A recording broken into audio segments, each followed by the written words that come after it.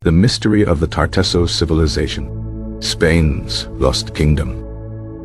For centuries, the name Tartessos has evoked a sense of enigmatic allure, representing a lost civilization that flourished in southwestern Spain during the first millennium BC, leaving behind tantalizing glimpses of its wealth, artistry, and sophisticated interactions with the Mediterranean world.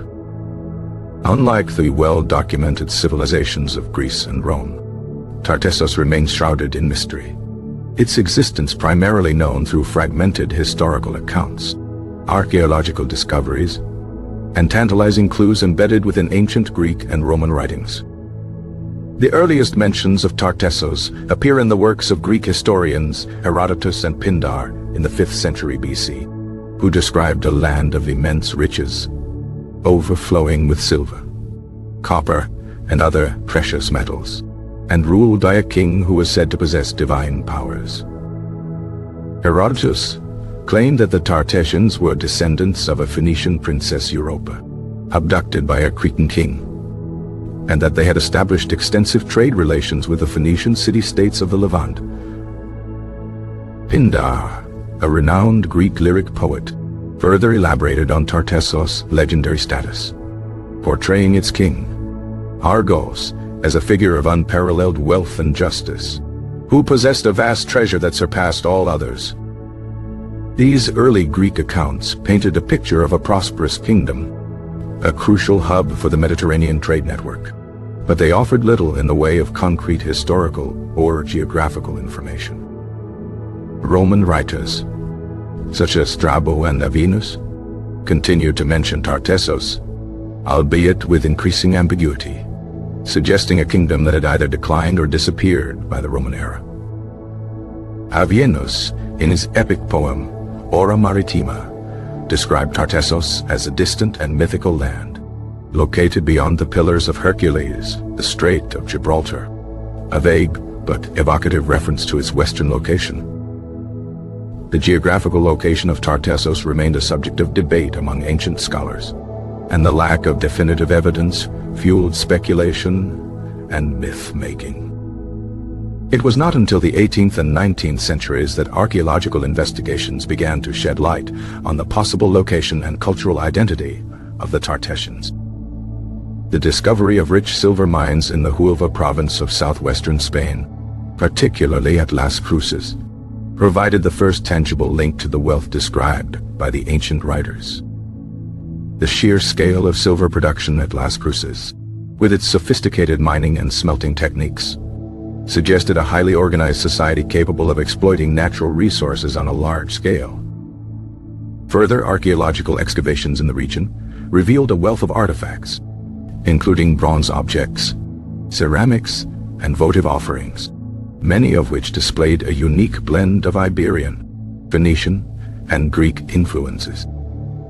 The El Carambolo treasure, discovered in 1988, proved to be a pivotal find, consisting of a collection of exquisitely crafted bronze objects, including figurines, plates, and basins, buried in a wetland environment.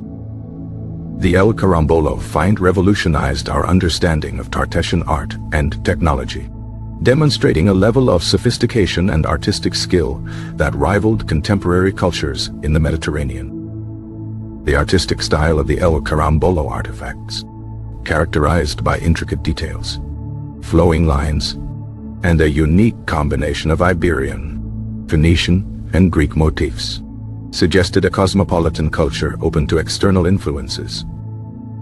The presence of inscriptions in Phoenician and Iberian languages on some of the artifacts further confirmed the interaction between Tartessos and the wider Mediterranean world.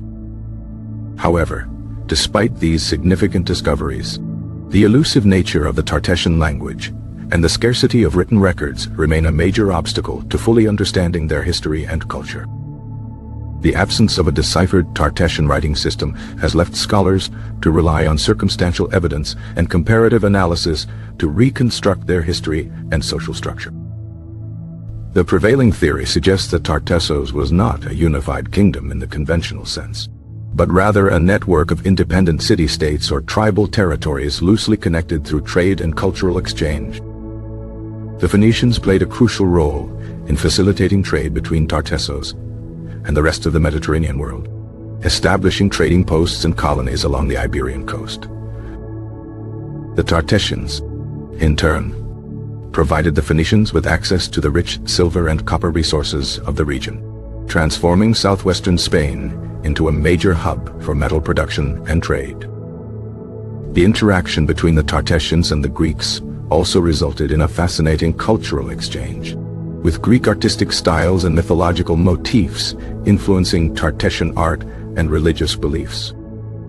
The decline of Tartessos remains a subject of speculation, with several possible factors contributing to its eventual disappearance.